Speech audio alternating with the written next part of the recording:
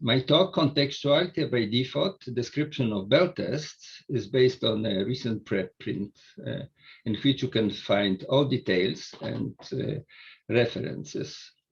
My discussion of n-cyclic apply the method used by Kujala, Jafarov, Larson in the PRL paper, in which they analyze Lapkevich et al.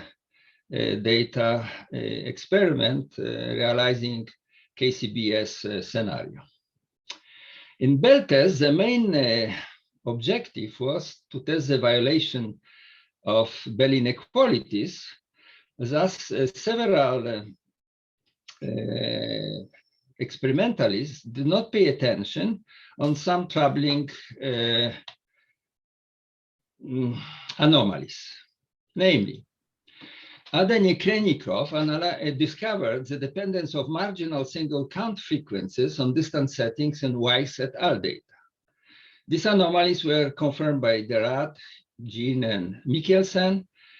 Next, Adenye-Krennikov 2017, Bednosh reported similar anomalies in Hansen et al. Data. Liang at Vaxio conference FQMT 2017 reported that p-value of observing some data points under the assumption of non-signaling was smaller than 317 × 10⁻⁵. So in fact, these data coming from Bell experiment indicate on the existence of inconsistent connectedness, and we'll be analyzing this data using CBD, and we show that in spite of these anomalies, Einsteinian non-signaling is not violated in these experiments. For general introduction, which will be quite fast and short because everybody on the audience probably is aware of it. But to fix notation, what I understand by different notions, I will talk about statistical populations, random variables, the measurements, Bohr and Cohen-Specker contextuality as I define it, non-contextual inequalities for n-cycle scenario, CBD approach and modified NCI, ideal EPR experiment, which cannot be implemented, and spin polarization correlation experiments, which are performed. Inconsistent connectedness and the modified CHA inequalities, and new tests of contextuality in SPC. So statistical population is a set of physical systems, objects, animals, people whose properties, opinions we want to investigate. Or it can be infinite set of outcomes which might have been obtained in subsequent repetitions of a random experiment. The information about statistical population is inferred from properties of finite simple random samples drawn from these populations. Macroscopic objects have predetermined non-contextual properties. Non-contextual properties can be measured jointly or in any order. Measurement outcomes are coded using a set of random variables. In mathematical statistics, populations are described by joint probability distribution of these non-contextual random variables. In some sense, non-contextual properties exist independently of the fact of being measured. Length of a table, color of eyes, coronavirus IDN code. This is why in statistical physics, with great success, we use joint probability distribution of impossible to measure position linear momenta energies of invisible molecules in order to describe thermodynamics of materials. Classical filters are selectors of pre-existing properties, and they form Boolean lattice. In quantum physics, situation is different.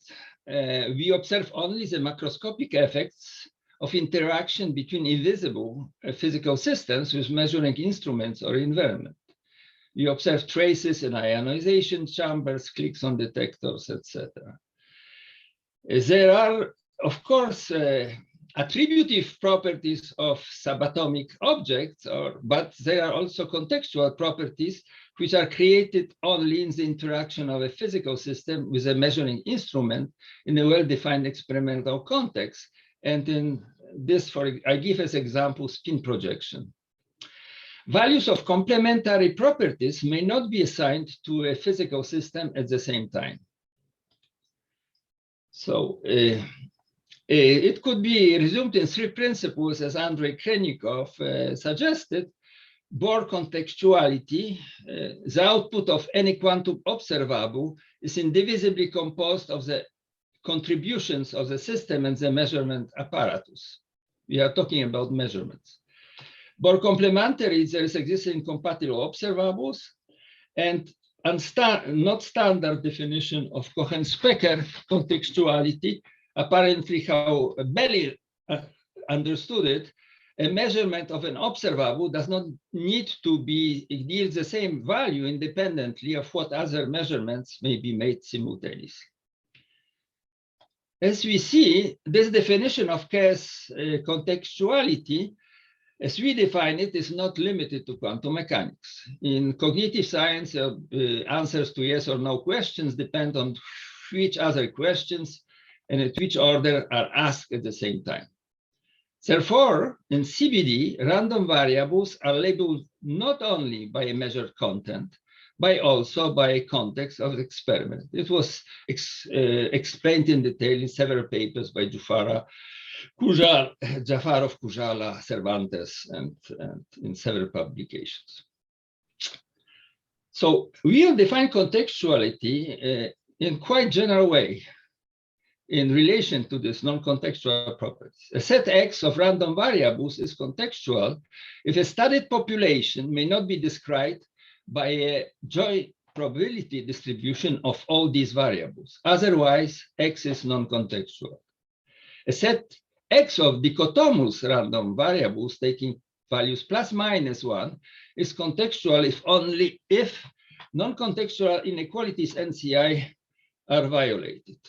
Andrei Krennikov calls this definition sometimes Bell contextuality or Cabello contextuality. Okay. So we derive NCI, non-contextual inequalities, for n-cycle scenarios in a simple way. We have integers xi plus minus 1 satisfy or 0 and 1 satisfy immediately this inequality, because the blue sum, when all x's are 1, is equal to n minus 1. So the maximal value of this expression is n minus 2. Only if there exists a joint probability distribution of all these random variables whose values are here, we can translate it to the NCI, which are satisfied by pairwise expectations, and it's written here. For n equals 3, we have Boole or one of SZ-LG inequalities. For n equal 4, we have CH-SH inequality. For n equal 5, you have Klyashkov and KCBS inequality. General, as in Araujo et al. Derived generalized NCI, which can take very simple form, and in different forms they are rewritten by or rederived by Jafarov, Kujala, Larson, in which we have a linear combination of pairwise expectations with gamma I plus minus 1, and the number of gamma I equal minus 1 is odd. So let us now define contextuality-by-default using this notation. So we consider n-cycle scenario or system of binary random variables x0, xn minus 1, such that only all successive pairs are commeasurable, and each pair of random variables define a different experimental context. So the same content is measured in two different contexts, but this is why in CBD we introduce two random variables, xi and xi prime, which measure the same content in these two different contexts. Thus, we have system from a system of n random variables, we pass to a system containing 2n binary random variables, in which We have still unmeasurable pairwise expectations, but random variables xi and xi prime are now stochastically unrelated. This means that our system is not cyclic. We may not derive NCI. Only these expectations are measured. If marginal expectations values of random variables measuring the same content depend on the experimental context, it means expectations of xi and xi prime are different, the system is called inconsistently connected. So CBD proposed a new and original method for studying the contextuality of NCC. CBD imposes a counterfactual joint probability distribution upon the system X prime. If such probability distribution is imposed, the expectations xi prime are defined, and we have a new two-n cyclic system scenario and standard NCI inequalities for n equal to n. Instead of n, we have 2n.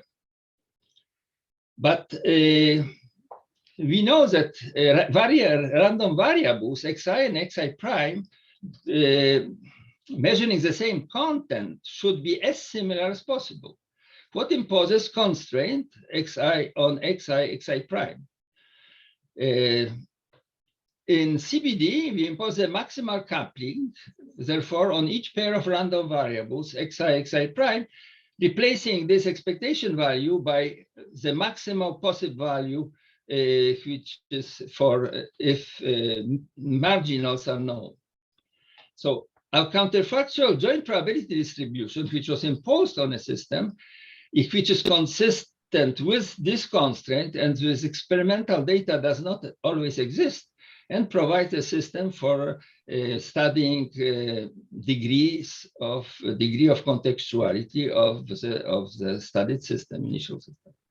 So the logic is very simple. We start with normal NCI.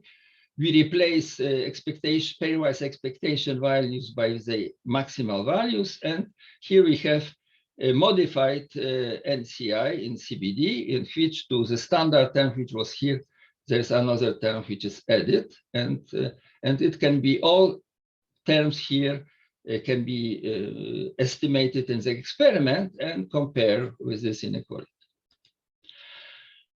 So now let's try to apply this formulas to in the context of Bell test.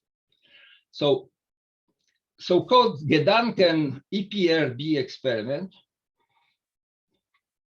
or ideal EPRB experiment.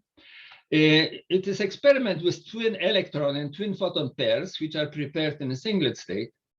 Particles are allowed to separate. Spin components on different directions are measured by Alice and Bob and are strongly correlated. The protocol of this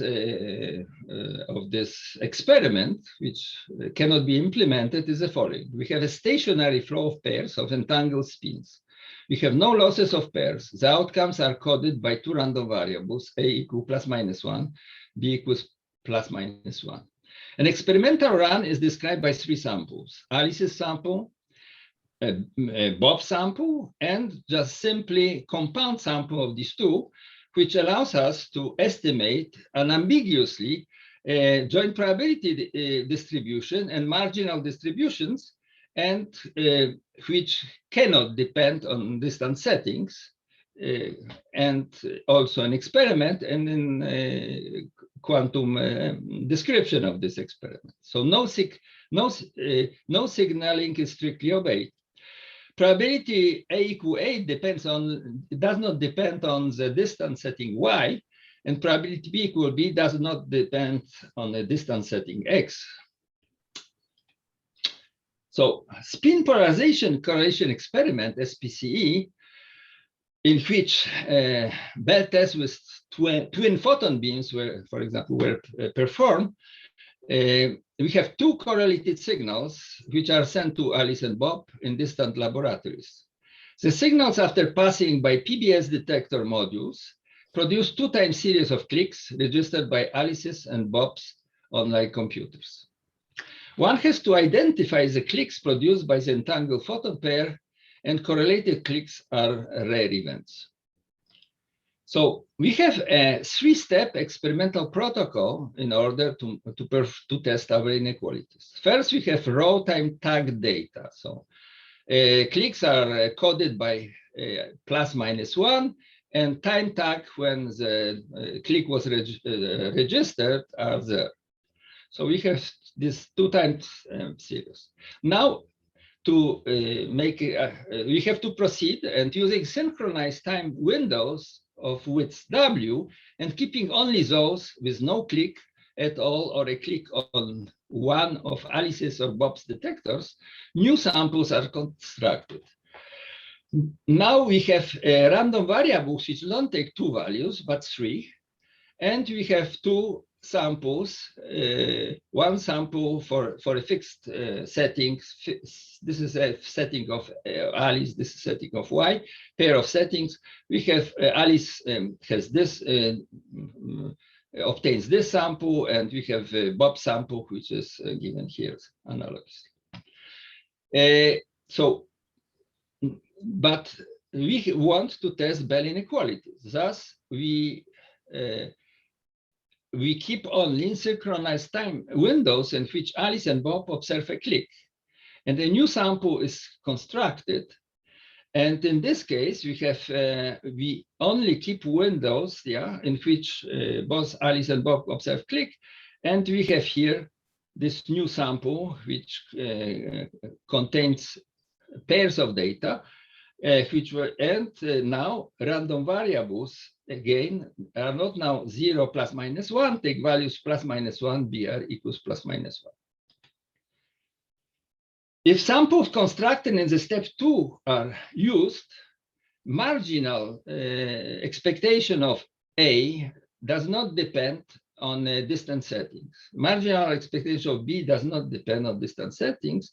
Thus, Einsteinian signaling or parametric independence is not violated in spin polarization in SPCE.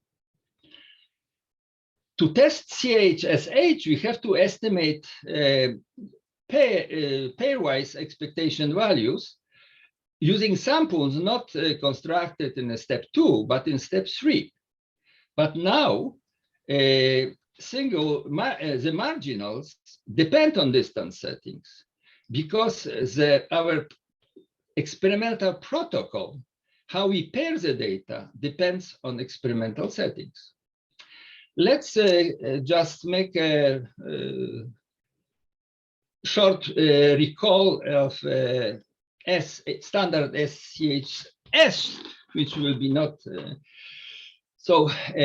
If there exists a joint probabilities distribution of the dichotomic random variables, A1, A2, B1, B2, we obtain, this is usually in standard form written LHCH.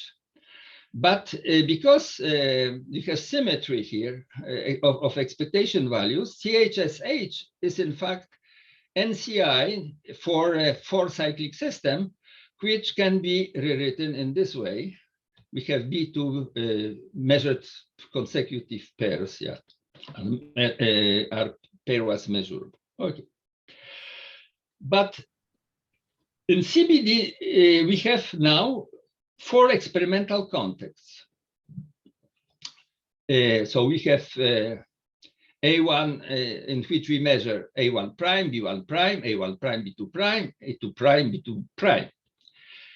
But according to CBD, in principle, we should label our random variables also by the context in which they are measured. So like this, instead of A1 prime, B2 prime, we will have A12, B12, or red labels indicate the contents measured in the context 1, 2. The variables A1, A11, A12, and so on are stochastically unrelated, as we discussed before. Moreover, we have a system now of inconsistently connected random variables, but because as we saw, And as we mentioned in the introduction to this talk, these marginals turn out to are not equal anymore. So marginals seem to depend on distant settings. Thus, we have an MCC system of random variables describing this data, and CSH does not simply exist. Instead of four-cyclic system, A1, A2, B1, B2, we have non-cyclic system X prime of 8 different random variables, which are labeled by their context. So the only inequality which may be derived without additional assumption is not S prime smaller than 2, but S smaller than 2, but S prime smaller than 4. And no other inequality from this general description can be derived. But according to CBD approach, we impose counterfactual joint probability distribution upon the system X prime. If such probability distribution is imposed, the expectation A11, A12 are defined now, and we have a new 8-cyclic system. And in this case, we have a non-contextual inequality for the system. And as I explained above, also in a few slides before, CBD imposed maximal couplings between stochastically unrelated variables. And we replaced just this expectations values by their maximal possible value. So we start with MCI for our 8-cyclic system, which is here. And instead of, we have 8 minus 2, it's 6. After replacing A11, A12 by maximal couplings, we obtain the modified CHSH inequality, which I call S4. And it's this is usual part, which is measured pairwise expectation value. You have data for it, we can estimate it. And D4, we have also estimated value of this variables. This is additional term, and this is smaller or equal to 2. Okay. So we'll try to study more in detail the contextuality of system X prime. So following Kujala, Jafarov, Larson approach, we may construct Bonferroni confidence interval for our S4. So it contains 8 terms which are estimated from the experiment. So if you want to have a confidence interval of 1 minus alpha 100%, we have to have more with larger confidence intervals, alpha 8 for each experimental term which is used for this for estimation of this confidence interval. So in this form, you see we use some conventions that if you add 2 intervals, we obtain this interval. If you take minus this interval, you obtain this interval. Okay. So, Marian, could I just say you have a couple of minutes left? Okay, thank you very much. So if I alpha is 4, I mean, is an estimated 1 minus alpha percent confidence interval, then there is 1 minus alpha 100% chance that the value of S4 is included in I alpha S4. So what is the significance test? If the lower bound of I alpha S4 is greater than 2, then with 1 minus alpha 100% confidence, we may conclude that X prime is not only inconsistently connected, but is also strong. I like to say strongly contextual, does not allow the maximal non-contextual description. If the upper bound of I alpha S4 is smaller than 2, then we conclude that with 1 minus alpha percent confidence that S4, our system is inconsistently connected, but it allows for the maximal non-contextual description. So we see here that when we discussed SPC protocol, the step 3 does not depend on how signals are correlated to the source. Also, the general principle of Bohr contextuality, it means interaction of the signals with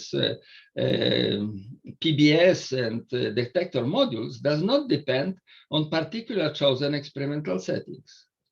One could be curious whether perhaps if we perform SPSC experiment in different settings with different photonic sources, thus perhaps we'll also observe in the data inconsistent connectedness and perhaps even in violation of Bell inequalities. So in this new experiments, we don't need to close locality loopholes and things like this, and we could gather large statistics. So it's a question which we can ask like this: what is more important, cause of the violation of Bell type inequalities, an entanglement of the incoming signals and a choice of particular settings, or Bohr contextuality and context-dependent experimental protocols? Strangely enough, I just, when I posted the first version of the paper on the web, somebody referred to me a paper by Francini, Messi, Moriciani, Iannuzzi, in which they write, we present a Bell type polarization experiment using independent sources of polarized optical photons and detecting the temporal coincidence of pairs of uncorrelated photons which have never been entangled in the apparatus. The outcome of the experiment gives evidence of violation of Bell-like inequalities. Of course, the experimental protocol is completely different than the experimental protocol which we discussed in this talk. Nevertheless, it gives some arguments, perhaps, for contextuality in SPC type experiments. So let us just, because there was a lot of discussion of realist contextuality, let us recall what I understand and what is understood when we are saying that Bell inequalities prove that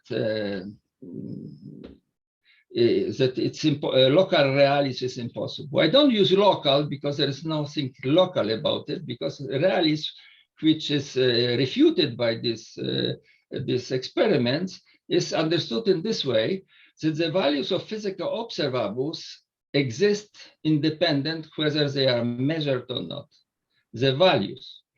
By contextuality also, we understand that there exist contextual physical observables, such as spin projection, which are created in the interaction of the physical system with the measuring apparatus, and they do not exist before the measurement. They are epistemic. Here they are only. Okay, could you wrap up now? Yeah, of course, I just arrived to conclusions. So the results of Bell test analyzed using CBD confirms the importance of contextuality. Einsteinian non-signaling is not violated. The inconsistent connectedness and the violation of Bell type inequalities, according to us, does not allow to make any statements about local causality, non-locality of nature, superdeterminism, and experimental's freedom of choice. I discuss it longly and in detail in these two papers, and also I added to this talk some supplemental materials when I resume some main points which want to justify this statement. And so what I can finish and tell you, thank you very much for your attention.